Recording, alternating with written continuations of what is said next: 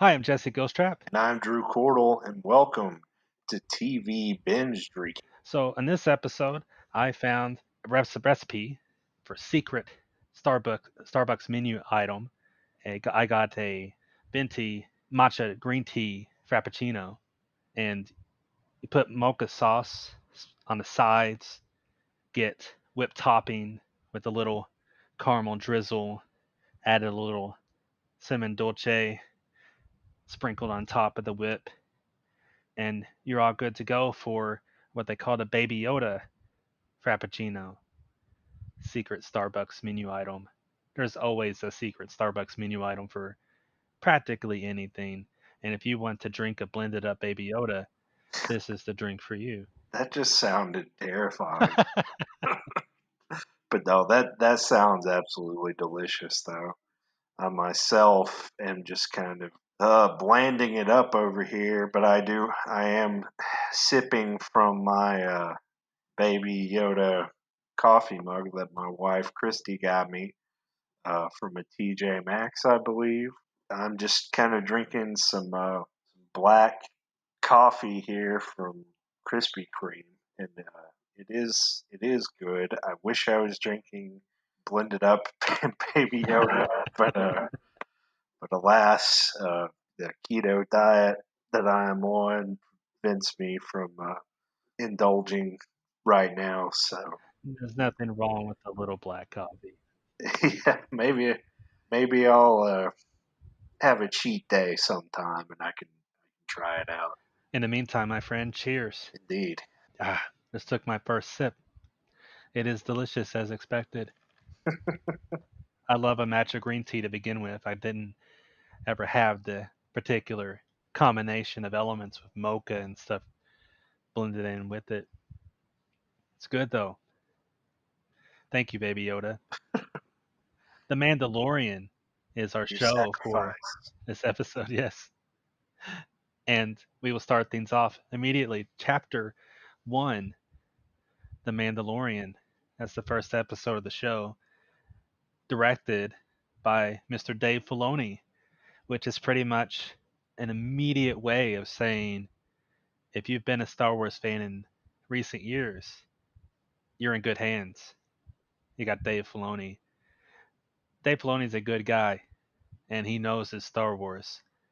And not only that, but he knew Star Wars through George Lucas's eyes, Right.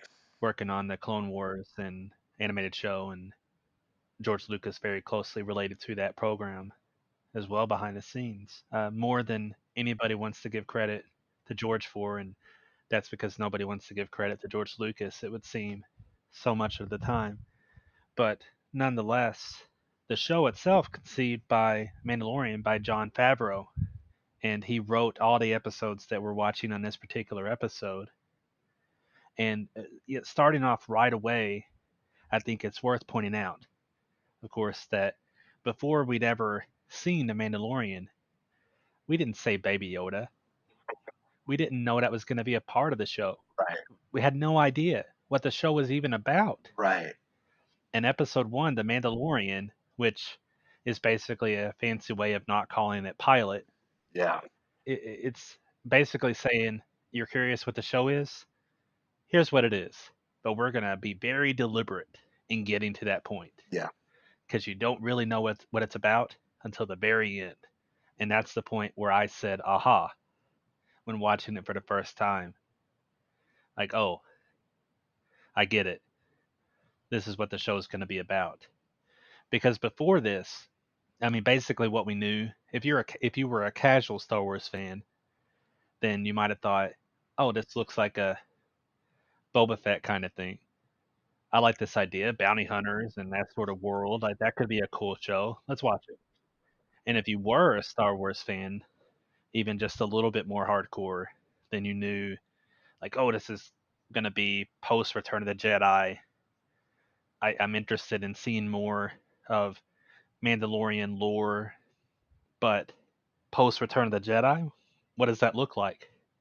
And I think that's a huge part of what our interest was. But that's all we really knew was these very vague notions. And diving straight in, like it's fascinating how deliberate the show is. It's very much like a Western kind of show, Yeah. and I'll probably step into some more criticism down the line, probably in other episodes, but I do like the pacing a lot, just in general. And right off the bat, like the vibe of The Mandalorian, and the music is a huge part of that. It's what's been in my head this entire time I've been talking. Like, holy cow, that music is fantastic.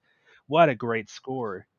Yeah, it is fantastic, and it's immediately cements itself into your brain that it's one of those anthemic themes that bum, bum, bum, bum, that kind of rhythm starts and you immediately know what's happening next.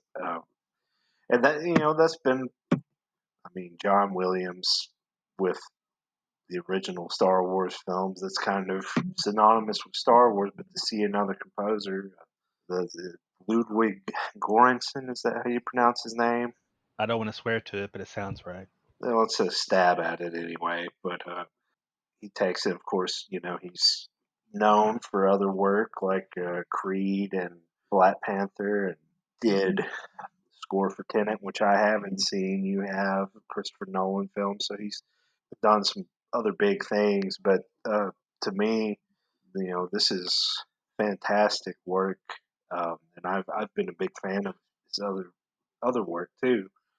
You can kind of tell his connection to Rocky, Yeah. because there are flourishes in the just the main theme that kind of remind me of the Rocky theme a little bit. Him coming from doing the Creed films, I enjoy that part of it, and there is kind of a an underdog aspect to the story, to the series that comes along that fits.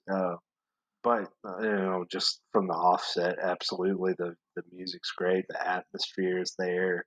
Filoni knows his Star Wars, and I think that shows immediately in the first scene, the first 5-10 minutes when he collects that first bounty, because there's a lot of tech um, used in this episode that we've seen or is kin to things we've seen in the other movies.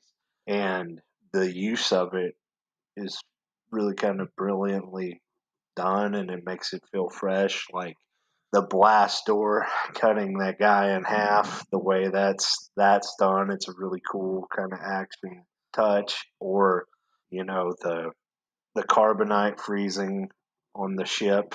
We see that the technology on that's adapted a little bit. These are just all little touches that, if you're a Star Wars fan, which we are, particularly of the original trilogy, which who isn't, but to see kind of like these cool little advances of things that you've seen in the original trilogy, it's kind of nice to feel like you're almost like within the original trilogy to an extent. Like it's about 5 years after Return of the Jedi, but you don't feel too far removed from that kind of feel, and it's a nice some nice world building, and it just kind of immediately it got me there, or at least it got me in the seat, so to speak. I agree with you. I think my aha moment was the last shot of this episode. One thing I want to point out is that I just love just the way that they're very deliberate with this story, and I just kind of love the pacing of it as well, and how simple this story is, but it's not. Some people might misread how I use that word, but simplicity can be a beautiful thing done correctly. You don't have to convolute things and throw in too much plot. Sometimes the best course is a straight line, and the way we get this story is through the Mandalorian's eyes. I just kind of love seeing this play out the more he goes through, and it's a lot of visual storytelling. There's not, we'll talk about this in the next episode, especially, but well, the next two episodes. But there's a little more dialogue in this one than the other two, but just a lot of the nuances of this have to be done without words because he's wearing a mask and he's not going to take it off. So they're like these little cues that just the nod of the helmet will tell more than a word of dialogue. And I just love that kind of storytelling. And there's a lot of it to be had in this show. I think that just the look of it, I mean, it's made with loving hands, obviously.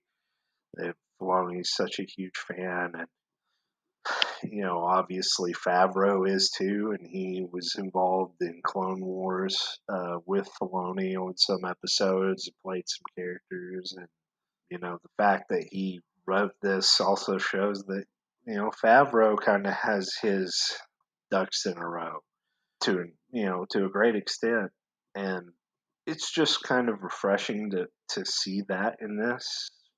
And what's a lot of people, they may not think of this when they think Star Wars. I think when you go back to when we were younger, we didn't have the prequels yet.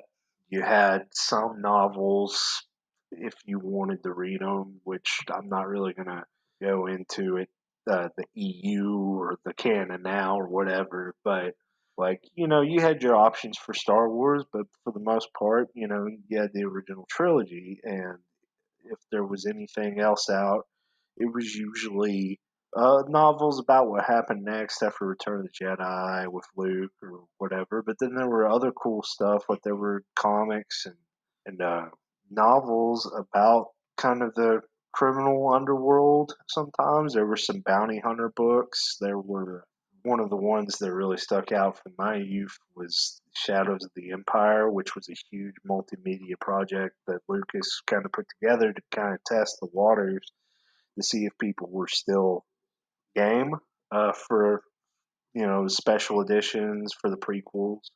And so Shadows of the Empire was almost launched like a movie. It had a book, a video game, just all kind of toys. Had a huge merchandise line that came out, but the story of that was very central to the criminal underworld of Star Wars. The Black Sun Syndicate is trying to make a move of power against Darth Vader, and just those kind of stories are things that I really enjoy about Star Wars. I think a lot of people incorrectly assume that all Star Wars can be is Jedi versus Sith. And I really applaud Mandalorian for going a completely different route and doing something different, more along the lines of some of the things from back then, thinking outside that box to a great extent. And again, Filoni that they explored with Mandalorian culture and the Clone Wars and Rebels to an extent in his two animated shows. I just absolutely love the vibe that this show puts off, and I love the world of it. And in some ways, it is kind of a western. It's almost kind of samurai film a type. Right. And again, that goes back to the original Star Wars, which was also a hybrid of those things. Lucas really kind of looking to the Hidden Fortress, a film by Akira Kurosawa, and then The Searchers as well. So one of the most significant westerns of all time, and a classic Kurosawa samurai film. We're always kind of at the heart of Star Wars to begin with, so to kind of see it going back to that melting pot of styles is something I very much appreciate about this show.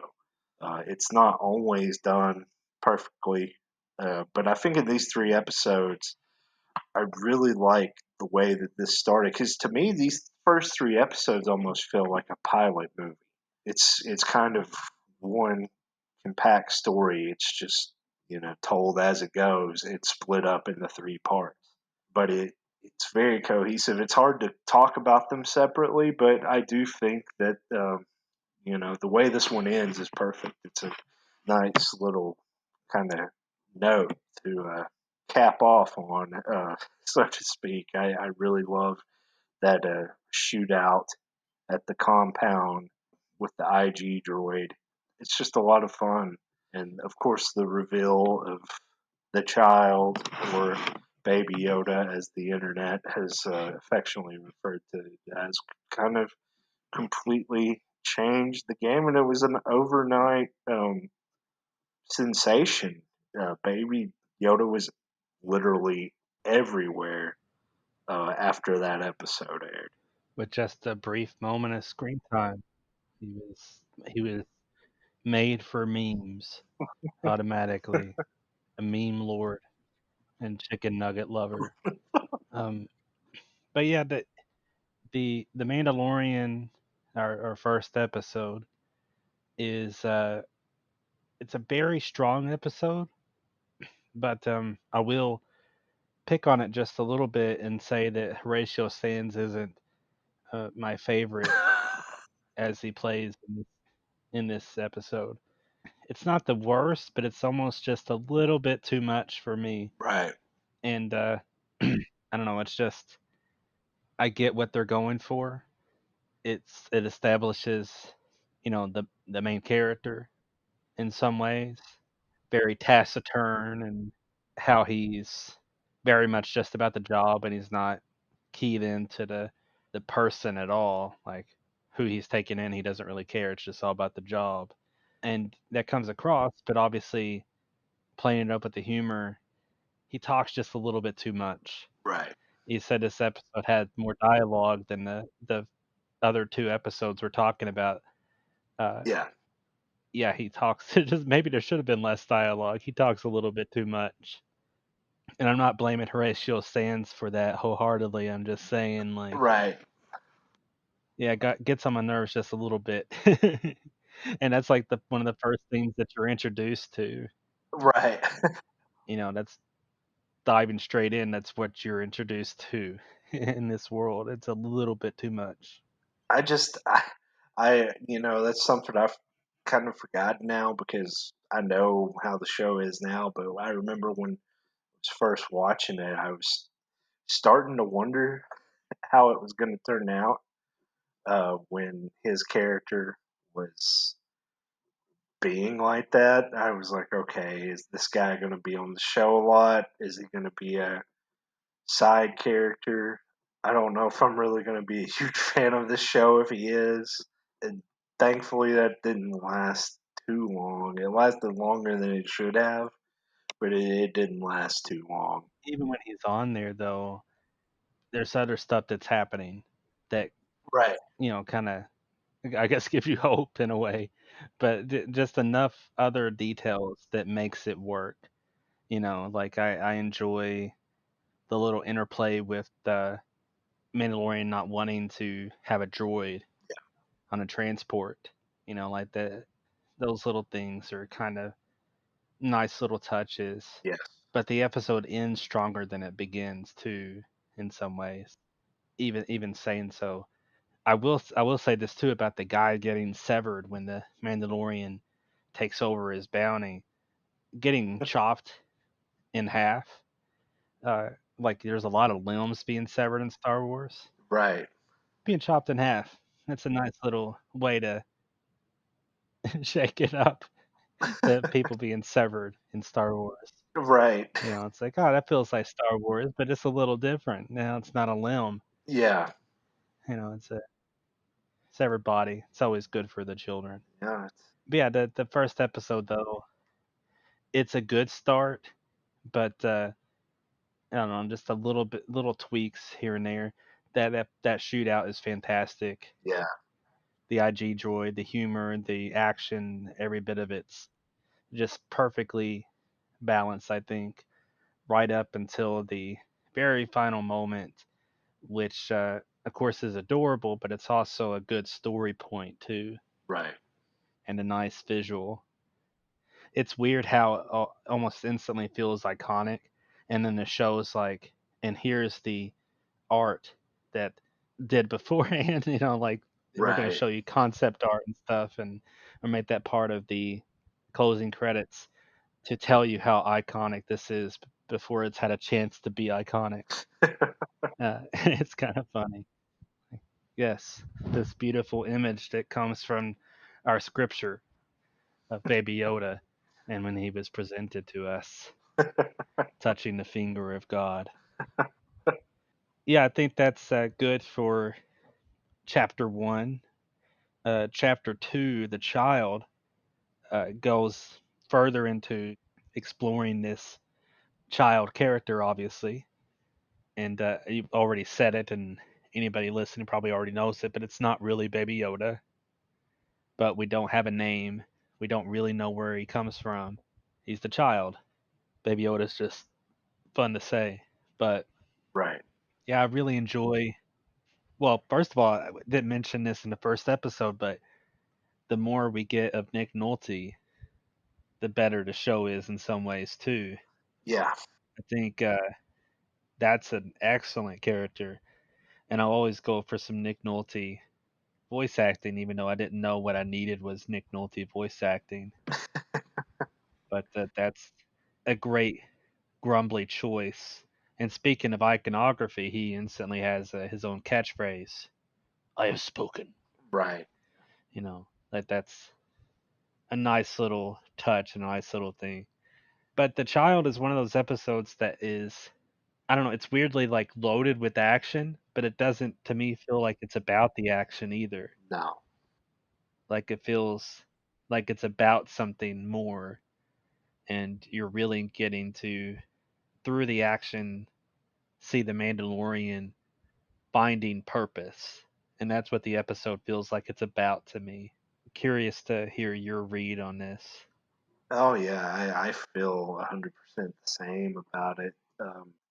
It was kind of a thrill to watch it too because it's an adventure episode. I think that's the best way to put it. You know, we're so oversaturated with action these days.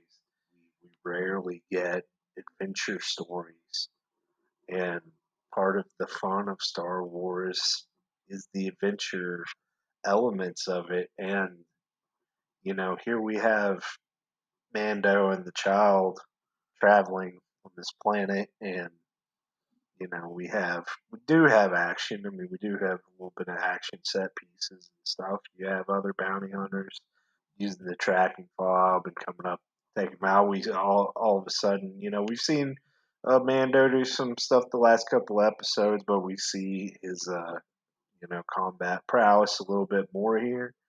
Some really cool action bits, and we keep going, trying to take the child back to the ship. Ship's been stripped. Who took the stuff? The Jawas. It's just great to see the Jawas around. In a lot of ways, they remind me of my son because Jawas are adorable, but they also get into all sorts of trouble. And with a 3-year-old, that's just right there in that same category. Does he like eggs? Well, he's actually allergic to eggs, so that part uh, Oh, wouldn't pan out. But no, I love the sandcrawler scene because it just feel it, I was sitting there getting Raiders of the Lost Ark vibes watching it. Just kind of this, he's having to be resourceful in the way that he climbs up the sand crawler, and it doesn't even it doesn't even turn out well for him. He still ends up getting electrocuted and shot off of the sand crawler after humorously killing several Jawas.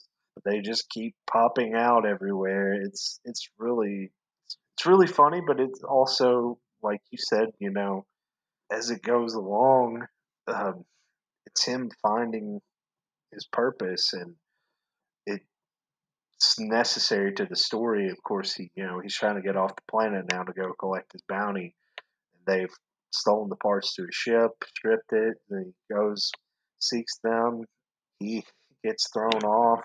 Then we see a connection between him and the child as they bond, and there's something going on with the child, and I'm struggling really hard not to call him Baby Yoda every time. I'm really trying, uh, but it's just hard. But I again talking about that, you know, that storytelling, the visuals, just those scenes where Mando's kind of working on his armor or making some adjustments, and then the child gets out and is about to maybe force heal or something. I don't know, but we don't get to find out because he sees the child, doesn't think anything of it, picks him up, puts him back in his space carrier,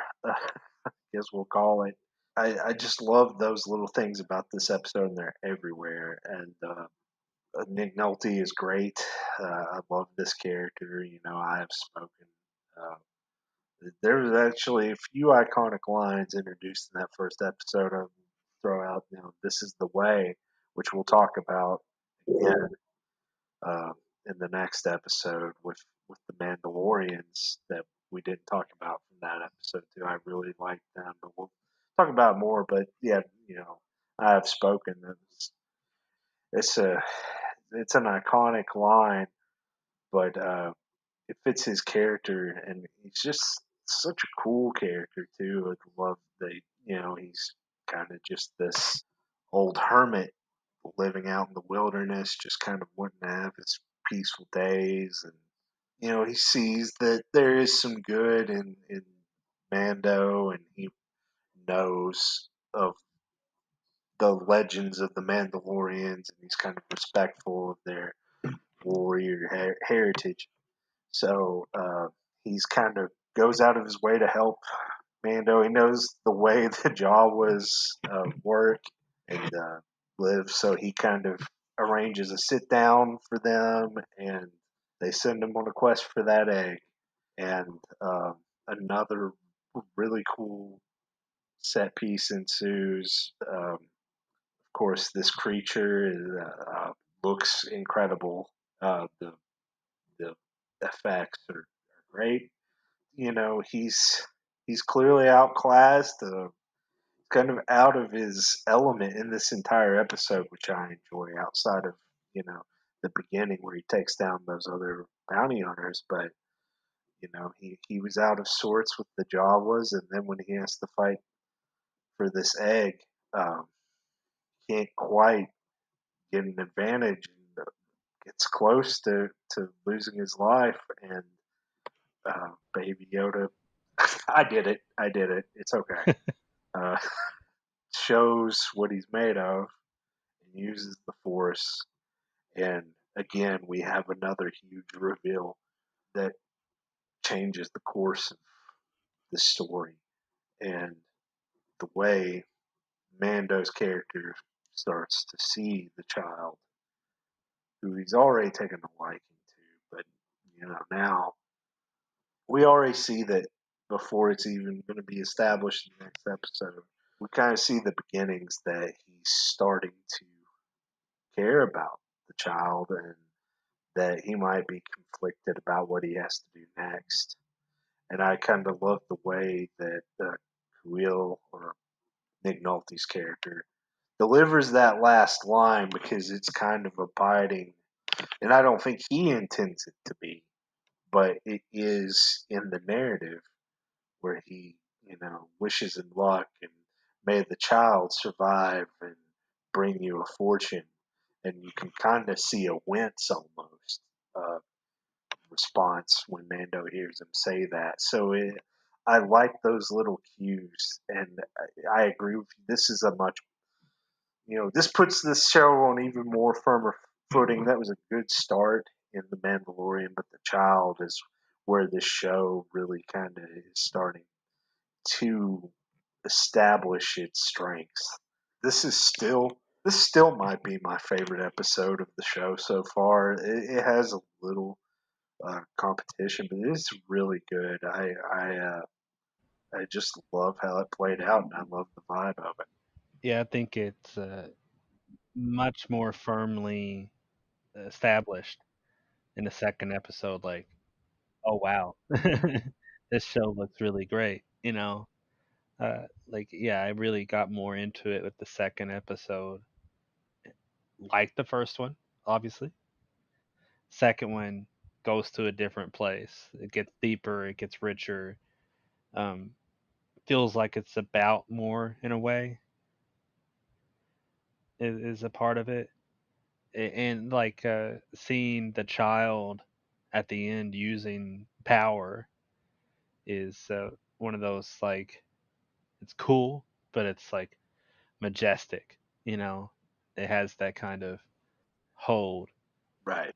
Yeah, it's a special thing watching the Mandalorian be bested over and over again, Indiana Jones style, and ultimately kind of finding himself. And it's great how the show does that with so little, you know, Yeah.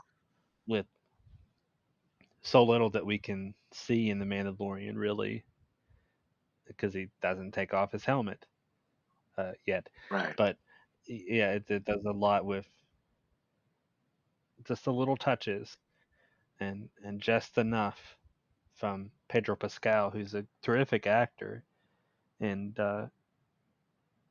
speaking of doing a little with, or doing a lot with very little, he definitely manages that a lot throughout the series. Right.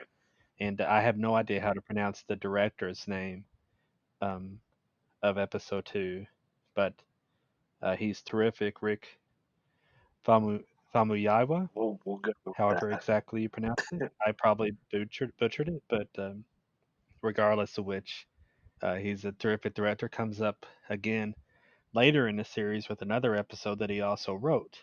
We'll talk about that in part two as we go deeper into the series. But the child is a very strong episode, a stronger episode, I think, and you think, than chapter one in so many ways.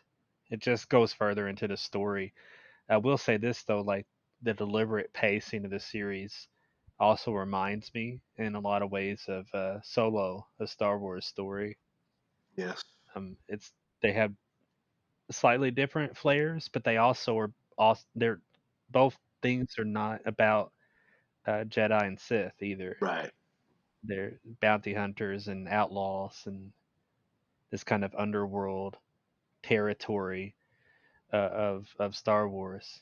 And yeah, like that's always been a huge part of Star Wars, even when it is at the core Jedi and Sith in the main features. I think Lucas always did have an interest in the other parts of the story, Right. like in the series that he originally wanted to make, that live action series Underworld. Like it, Yeah. uh, that seeing the behind the scenes footage from how he wanted to do it is a really cool thing. And in many ways, it was cool to see like, oh yeah, there's that thing that he was trying to do for so long. Yeah. But it was also cool because one of the things he was trying to do, Lucas was trying to figure out how to make a Star Wars live action TV show on a manageable budget, but for it to still feel big and to still feel like a deep world. And The Mandalorian does that in so many clever ways, and it shows a lot where technology has come. It's like weirdly old fashioned and at the same time new, the way that they use that screen, the wraparound screen for so many of the series backdrops. It gives it this kind of lived in lighting, but at the same time allows them to do a lot in a tight space and a Right. tight time frame. It's really cool and clever. The look and the production of the show. But you can tell that there's also a lot that they really built and stuff too. There's some tangible feel to a lot of what they do in the show. And I'm moving into chapter three, The Sin, which what an ominous title that is. The Sin makes it sound really dark and big, and in so many ways it is, for the character, kind of establishing by what rules will the Mandalorian live by as a character is kind of what that this chapter is about. I don't know. You said that the child might be your potentially might be your favorite episode of season one Right. of Mandalorian, and I think I might like of this episode the sin the best of the three personally. And there's just something about that kind of driving force, kind of watching him make that turn. Like obviously it's embedded all throughout episode two, where you're seeing the Mandalorian kind of fighting his own nature and falling in spite of himself away from a certain code as a bounty hunter. Right. But yeah, which code is he going to live by the most? And that's firmly established in part three, but it's also just a great deal of fun watching him come in and commandeer things too. And plus, I freaking love Werner Herzog. Yes. Golly, like I love him as a filmmaker. I haven't mentioned him yet, but it has to be mentioned. Werner Herzog is awesome, and awesome as a filmmaker, awesome as a narrator, and then when you get to see him as this ominous post Empire figurehead, you know, that's a really great idea they had. And plus, he's responsible in some measure for the filmmakers for sure not going with CGI for the child because he said, "What are you doing?" And they said, "Oh, we're getting a shot without the puppet just in case we want to go that way instead." And he chided them for not having the courage to just shoot with the puppet. Like if you think it should be a puppet, go with the puppet. Be bold in your filmmaking. And that's coming from Werner Herzog, who is for sure bold in his filmmaking. You know, Right. basically is Fitzcarraldo. He's willing to make a whole movie taking a ship over a mountain. Use a puppet. You can do it. You can do a puppet. For Pete's sake, it's been done before Right. in Star Wars. There's just so much that's I don't know I really like about the Mandalorian kind of taking over things in chapter three in a sense, but I also really like the further we go into the Mandalorian stuff too, Yes. Yeah. and seeing him, like I said, trying to find his own way, so to speak. I don't know. He's like this outcast in so many ways, and been taken in to the Mandalorian culture, but still is trying to figure out who he is. I just love the way that that story's told, and the way it's told in this episode. Yeah. I agree completely about that because I love the world building in this series too. We've seen Mandalorians before in Clone Wars, or of course Boba Fett, but this is an interesting view of them as where they are in the after the purge. I kind of love this warrior tribe that we see, kind of their views of honor and ethics, and live uh, hiding in the shadows, and they they look down at him for having taken this imperial payment, which is Beskar and the armor that they use for the elemental parts that they use, and it's just really interesting tension. It's kind of it adds to the character a lot. But going back to the beginning of the episode, I love the little scene where the child's playing with the ship parts and before he lands on this planet, and he ends up getting on the ship and looking around at the same parts. You see that kind of gaze in the mask, and you know what he's thinking about. You know what is going on emotionally, but you're not seeing his face. And that's just amazing storytelling using just the visuals. And I can't praise that enough. This show on this episode, and I agree. I think I like the child a little bit better just for like little personal uh, flares, but like this episode is really good and is right up there with it. in terms. If I had like one of those tier maker things, I would put both of these episodes in like the top S tier of this show because I think they're definitely the best uh, of what the show's been so far. Um, Not that I think the other episodes haven't been really good because it's still, you know, there's a little bit of drop after these episodes, but there's still some really good episodes in the show. But you're absolutely right that this is kind of like that driving force of character arc that we're seeing, and that's why I love these three episodes so much, kind of as a whole, because they are telling kind of this arc that we see happen before us. It really does feel like kind of a long pilot movie that launches the series instead. This episode has a lot of great action too that is also emotionally driven by this arc, and I put that really high. It's kind of almost you know, the Raid or John Wick style of him going in completely outnumbered and taking on these stormtroopers to rescue the child after he's turned him over. And I just love the camera work here. I love the tension and the pacing of this shootout as it goes on, and as it expands, and ultimately it goes to this kind of huge western showdown. We haven't mentioned Carl Weathers either, which is shame on us. His handler, gives him his jobs as a bounty hunter. He sees what Mando's doing as sin, as going against the way of their bounty hunting and breaking the rules. There's a huge gun battle.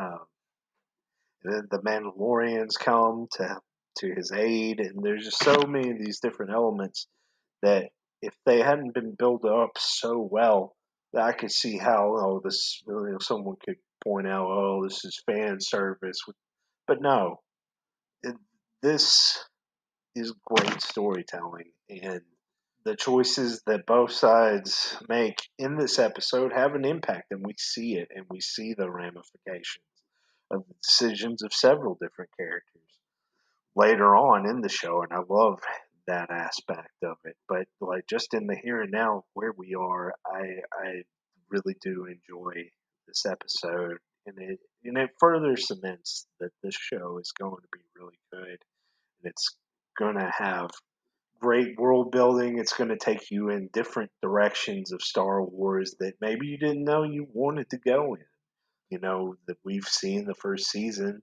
There's no telling where it's going to go after this. But like just in these first three episodes, it just told a really good story to launch us in and invested us in these characters. I kind of love all the little flashes that we see of Mando's past. See a little bit of more of them later, but I just kind of love that aspect that goes into his decision to save the child as well. It's just I can't speak highly enough of how they handled his arc here, of where he turns around to he's going to save this child no matter what the cost. And it's not just a matter of, it's the right thing to do. It's a very personal decision for him, as it should be. So, bravo to Deborah Chow, directed this episode. Favreau wrote episodes. Of course, Dave Filoni, big producer of all this, and directed the first episode.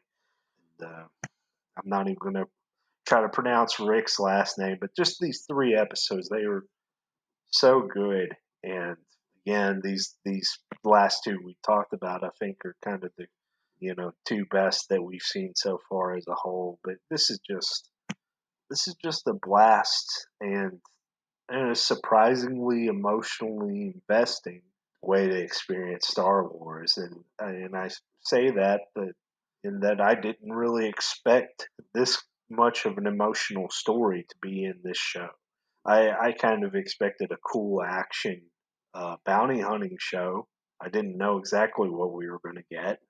But when we have this arc and it's almost kind of like a lone wolf and cub type story, I wasn't expecting that. And I welcomed it because it really gives this show spark and life, and it, it makes it great. It makes it so good.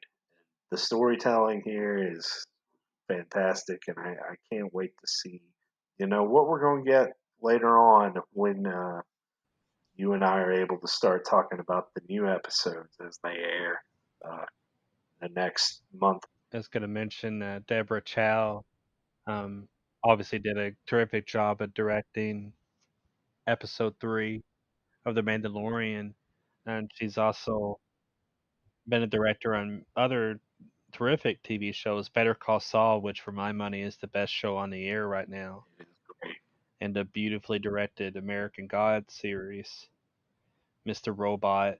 She's obviously had her hands in some terrific productions and brings her talent well to The Mandalorian, and is the first female director of live action Star Wars Aha. here in The Mandalorian. But yeah, just a great episode. I was going to mention too, Carl Weathers and the not actually a negotiation Yeah. that him and the Mandalorian have, Right. where Mandalorian's like, "How about you just let me go?" And he's like, "How about no?" And we tear you limb from limb. Yeah, that's a great negotiation. But it's also like a really terrific moment. It's funny, but it's also like right there when the stakes are feeling really high, Right. and you can really feel this like pit in the gut decision making that the Mandalorian is making here as he's settling into his own debate about his own moral stance on this issue and what he's going to do with the child. And I also had to mention Emily Swallow as the armorer, Yes. and how I can't see her character without thinking about Monty Python. It's affectionate, and at the same time, I can't help but see it because I see her character and I just want to go, neat, neat. But it's great. And like I said, I really do like the Mandalorian lore stuff. Yeah, the first 3 episodes are a little arc. It probably would have been just from a reveal standpoint. It probably, I mean, obviously it worked for them perfectly fine, but I think all they should have released the first 2 or 3 at a time Yeah. just to get things started. But they released one episode at a time instead. But that's fine. It worked. They're Star Wars. They're Disney Plus. They got their audience just fine. Right. And episode 1 launched a million memes and then some. Yes. Just in that first night, a million. So where would do you have ratings that you would give these first 3 episodes? It's so hard sometimes to rate individual episodes of a show, especially when you're thinking about arcs and where it does or doesn't go. Sometimes it's hard to rate one episode when you're thinking about where it does or doesn't go from there. Right. But like I feel like on chapter 1, The Mandalorian, I would probably go with the B plus, and on the other 2, I would actually go with the probably a solid A grade for both of them. I think that's where I've kind of settled in. Yeah. That sounds about right. I would probably be somewhere between A minus and B plus for the first episode for the Mandalorian, and definitely solid A for the other two. It's just it was a step in the right direction that first episode, but there were a few things uh, kept it from really taking off. Right. But the next two episodes get the that firm footing and told just a great story. So yeah, we got some. That's a great grade to have this early on It is. in your show. Right. And to think about chapter 1 is like, how many shows start on episode 1 on a perfect level? Right. No, not very many. It's just an almost impossible task, really. I don't think it's a bad thing to be a B plus. That's actually really good. that's that's actually a really good place to be in, honestly. Yeah. That's not a bad start, and it does enough to keep your interest and keep you curious. The ending note is really where it sells it, where it's like, okay, I'm gonna ride with this show some more, and then you do, and the next two episodes cement exactly Yeah. how good the show can be and where it's going. But yeah, I think that's probably a pretty good run for talking about these three episodes. Uh, unless you have anything more you want to add for chapters one, two, three. No, I think that about says it. Just a solid start, a really solid start, and a lot of hope in the storytelling of this, that this show is going to be worthwhile, and there's going to be investments for you if you're new to it. If you haven't watched any episodes, we've just spoiled some stuff for you a little bit. Sorry, but if you like Star Wars and you care enough to listen, you've already watched it. But even even having said that, if you haven't, there are going to be characters, there's going to be storylines that you can connect to, and you really get invested in. And I think a lot of people, a lot of shows live or die by those first few episodes for like a casual viewer. And if you don't have them hooked in some way or form early on, they might go scrolling Netflix or Disney Plus or Hulu, Amazon, whatever, HBO Max to find the next show if you don't get them right in the heart. And I think Mandalorian completely succeeds in these first three episodes. If you're looking for something that is going to get you, this is it. I think it's a great story to start off this show, and it just throws you right into the world. I can't speak highly of enough of it because I didn't know what to expect. This is always a great thing, like when you're not expecting a lot from something, and it delivers a lot of good things, and it's just a lot easier to praise that versus something that you were really like anticipating being great, and it's a little bit short of what you expected. But I love kind of coming in not knowing what I'm going to get and getting just a treasure trove, and I feel like Mandalorian has a lot of great things to offer any viewer, a Star Wars fan, or even somebody that kind of new to Star Wars.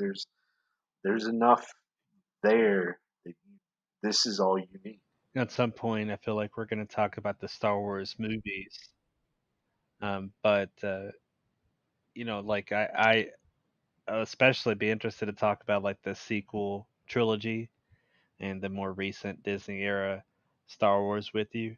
And I know we have some different opinions about some of them in some ways, but at the same time, uh, even though I find myself to be quite a fan of the movies, uh, when The Mandalorian was coming out, I wasn't sure where I was going to fall.